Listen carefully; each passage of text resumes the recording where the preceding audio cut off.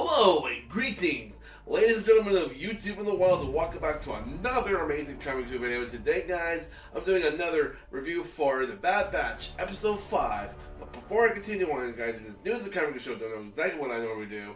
I just do reviews for Disney Plus, for Netflix, and sooner or later I'll be doing some for Prime Video. In other videos, I would try to do some trailer reactions, gaming videos, theory videos, and unboxing videos, which I've done in those a little while. But stay tuned for the near future because there's gonna be a lot more coming along the way. So, like I said, guys, I decided to watch episode 5 of The Bad Batch, and so the last time, Omega and Crosshair had to work together to escape the Empire's grasp, and they were able to get off this one planet where they had to change their clothes, their appearance, and they were able to escape with this creature, which I kind of really love. So I hope at one point there'll be some merchandise about the little creature that Omega befriended, and then after that they were able to regroup with Hunter and Wrecker, and in this episode we got to see that they were able to work out their differences between each other and work together to escape this one little planet where Crosshair went to before, where he decided to betray the Empire and actually shot an Imperial officer. I believe there was an episode of that in season 2 where he got stationed on this planet where it was a frozen wasteland, and he had to go save some of his brethren from a patrol of mercenaries.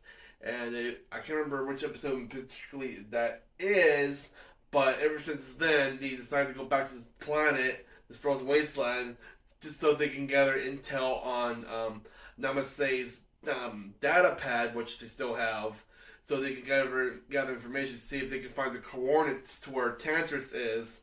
But they didn't really get a lot of information.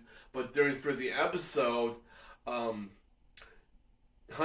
and Crosshair had to go out together to help restore power to some areas of the base so they can get intel onto the data pad. But during the process, they had to shut down these sensors in order to give more power to the base.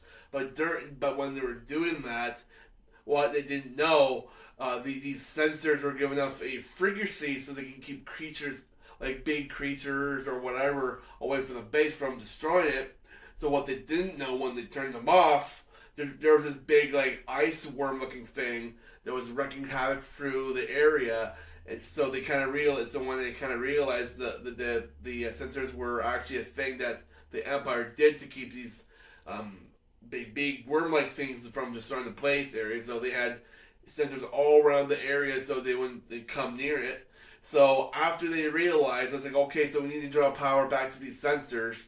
So Crosshair and Hunter had to work together as a team with that little creature thing. I keep forgetting what Omega calls it. It's on the tip of my head at the moment, but either way, they all work together. They distract the creature back outside the boundaries of the sensors, which was really cool how they did it. And so Crosshair was able to lift Hunter out from the ice caverns down below, and they were able to reactivate the sensors. And there was a big moment where before this all happened, where Crosshair was talking to Hunter about what happened between you and the Empire. Why did the Empire turn on you and put you into prison? So he basically, Crosshair kind of basically told him what happened on this planet before, and he's just like, yeah, I had to shoot an Imperial officer in order to protect my brethren, aka his other clone brothers, because the Empire was sending out patrols of clones out in the icy wasteland before, to getting them killed by other outsiders, or not outsiders, by freaking by freaking scout warriors. And so he didn't like that, so he decided to shoot the Imperial officer, and then he got himself thrown into jail, aka prison, on Tantiss.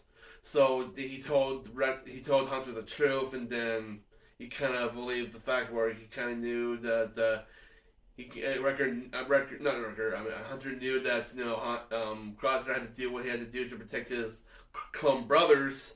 So then he realized what he did was right, and then he kind of knew that the Empire was using the clones for other purposes. So, and then they kind of flew their decisions between them, and then they decided to work together to get this creature out from the base area. And how they did it was very interesting. And then Hunter decides, is like, I know what you did before was necessary for the Empire, but I knew you were just following orders. I knew the Empire was changing back then, and what we were doing was necessary. And I knew you were just trying to do what you're trying to do to protect yourself. But then he decided, like, welcome back, brother, and blah blah blah blah. I'm glad that you're back with us. You be safe. You be safe where we're going. And it was just very. I mean, it was not really the entire conversation that he was saying to Crosshair, but they said it in a very different way. But just for me, like, that's kind of like what they were kind of like saying between each other. But I kind of liked how they made up their differences and they worked together and they finally escaped the planet, and then they're still gonna have to, like, find other places to figure out, like, how to find the location of Tantiss.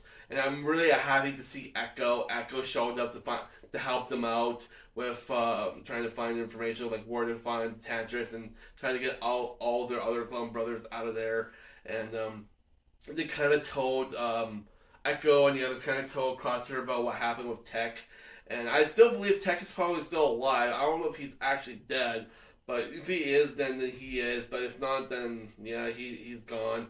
But either way, I can't wait for episode 6 for next week, and then there's really nothing else to say about it. But either way, I did really enjoy this episode. I did love the reunion between Crosshair and the others, and he's just slowly trying to, like, regain their trust. So either way, I think for the rating for the episode, I think Pumpkin's gonna give a spot on 4.1 out of 5, and that's all I gotta say. Although I'll probably be doing another video about this soon. The creator of Dragon Ball Z, Akari Toriyama, has recently just passed away, and I'm going to do a video about this very soon for you guys, and share my gratitude to the creator of the Dragon Ball Z series. I really absolutely love it, so just stay tuned for that video. I'm going to do it very soon for you guys, and yeah, that's all I got to say for the Bad Batch Season 3, Episode 5, and I'll catch you guys in the next one. And tomorrow, guys, I'm going to go see Kung Fu Panda 4, and I'm going to give them my best, interesting, awesome review for the Mr. Po Jack Black in his new film of Kung Fu Panda 4, and I can't wait to see it, guys. So I'll catch you guys tomorrow when I see that film. It's going to be amazing. So I'll skadoosh you guys out of here. Skadoosh.